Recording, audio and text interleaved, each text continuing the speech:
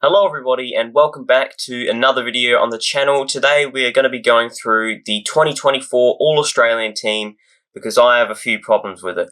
Now my problems go deeper than just player X should replace player Y because there's always going to be some hard luck stories with the All-Australian team. There's just too many players in the system to fit all into one team of 22 players. There's always going to be some seriously unlucky players to miss out. Instead, what I'm going to be talking about today are what I believe to be fundamental problems with the way that the team is selected, and these are problems that have plagued the All-Australian team pretty much since its inception. Now, first up, let's have a look at the centre line, and specifically the two wing spots. This has been a problem for many years now. They never select actual wingmen on these spots, or very rarely. So this year, like last year, they've put Errol Goulden on the wing. Fair enough. He splits his time about 50-50 on the wing and inside mid. I think he's played enough footy this year on the wing to warrant being put on the wing in this team, so that's fair enough. But the other wing, Nick Daicos has not spent hardly any time on the wing, if any at all. Now, don't get me wrong, he's a fantastic player, absolutely deserving of being in the team. He won the Coaches Association Champion Player of the Year award, and fair enough, he's one of the best players in the competition, but he is not a wingman. And this is a problem that is plagued the All-Australian team for years now. I remember a few years back, Hugh McCluggage was one of the best wingmen in the game, but he never got selected on either of the wing spots because they'd pick players like Jack McRae and Tom Mitchell on the wing when they were pure inside mids. They did not ever go onto the wing. Now, some people would argue that the wing position on a footy field is pretty similar to any other midfield position, and that they should just pick the best midfielders. But that's just not the case. Like, if you put Nick Daicos on the wing this year, he would not have had half as good of a year as what he did playing as an inside mid.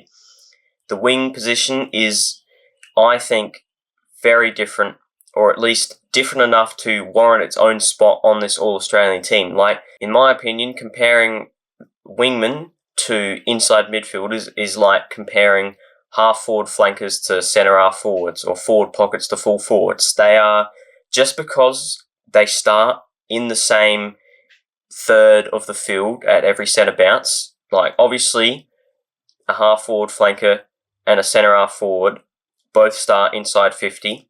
Their main objective is to score goals because they are both forwards, but they play completely different roles for the team.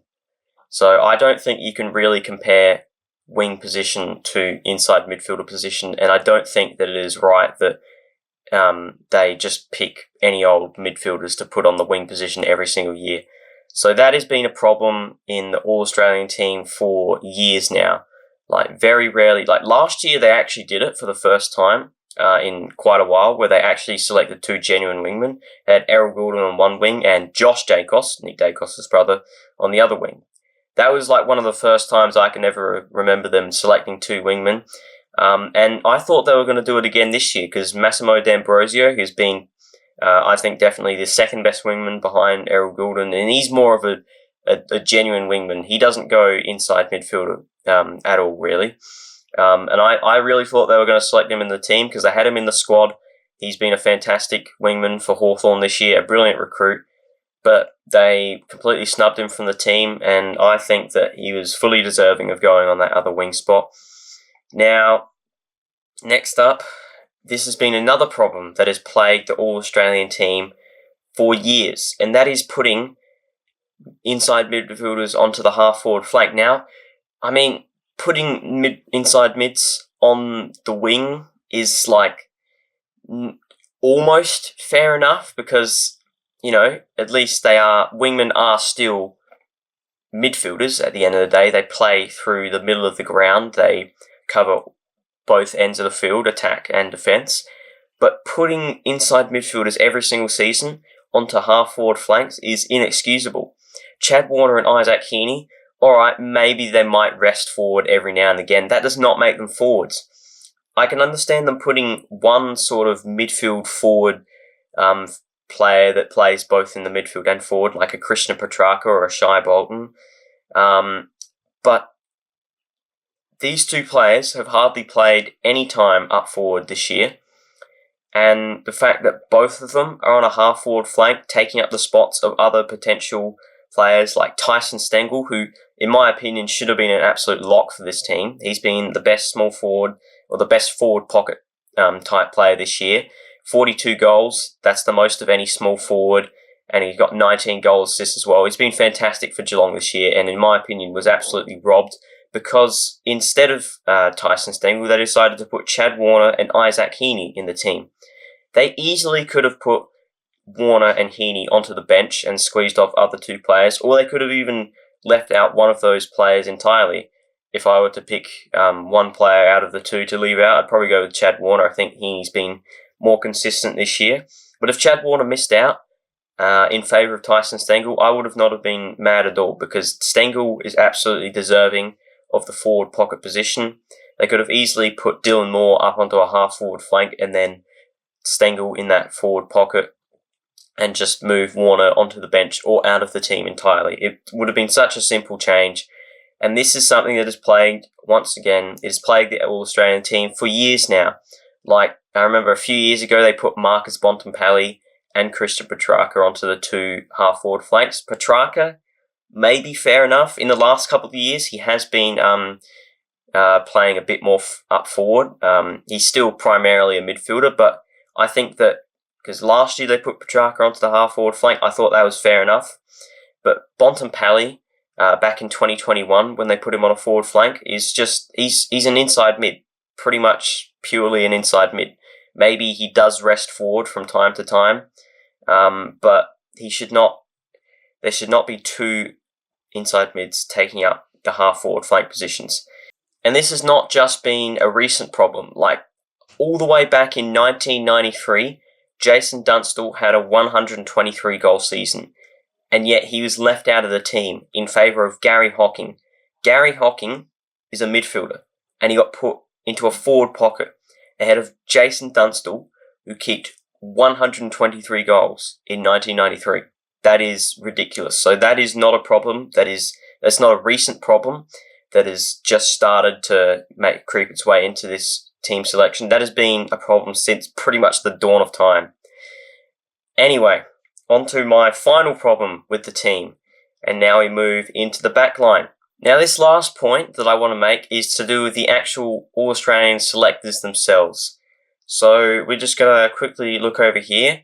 So the 2024 All-Australian selection panel comprised of Andrew Dillon, the CEO, Eddie Betts, Jude Bolton, Nathan Buckley, Kane Corns, Abby Holmes, Glenn Jakovich, Matthew Pavlich, Laura Kane, and Josh Mahoney. I think that's how you say that last name. What is the problem there? There is no Queensland representative.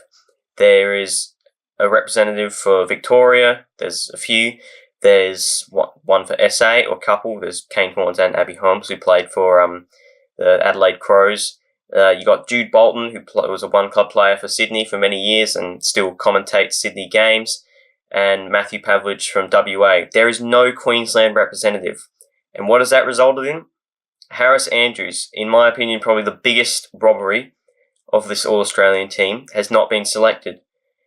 How he was not selected is just, I don't understand.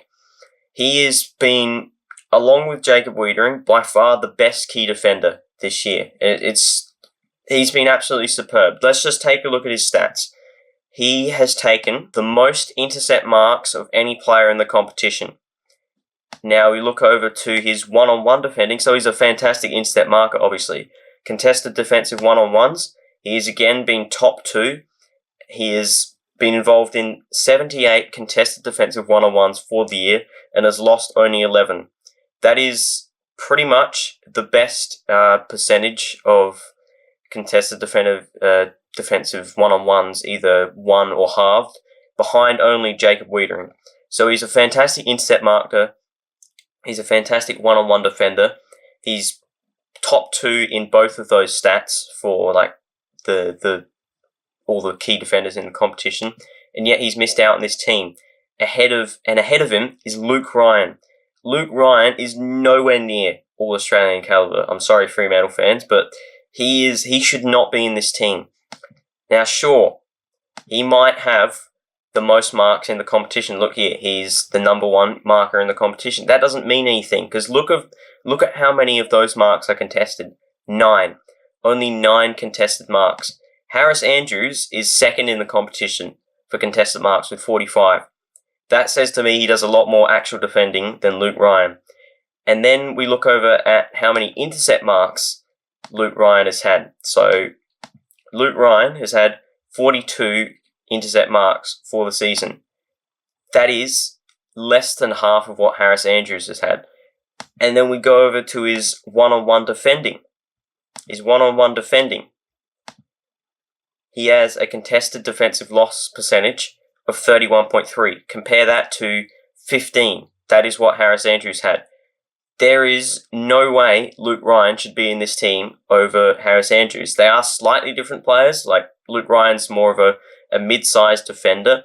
However, he is a closer player to Harris Andrews than, say, like Nick Blakey or Dane Zorko or Dan Houston. There is absolutely no way that Luke Ryan should be in this team. And then there's other players that, if not Harris Andrews, then you could make a claim for Callum Wilkie. He has been fantastic as well. Look at this. 54 contested defensive one-on-ones for the season, only 7 losses, 13%. So that's actually even better than Harris Andrews. He's also the #1 marker for key defenders, and he's taken 24 contested marks and 55 intercept marks, which are both ahead of Luke Ryan. There is no way that Luke Ryan should be in this team over Harris Andrews, who is like, the only reason why Harris Andrews hasn't made this team is because there isn't a Queensland representative in this team that is like gunning hard and actually knows his stuff about Queensland football. Because anyone who watches any amount of Brisbane games would know that Harris Andrews is one of the best key defenders, if not the best key defender in the competition. He was robbed last year as well, in my opinion. He should have made it last year.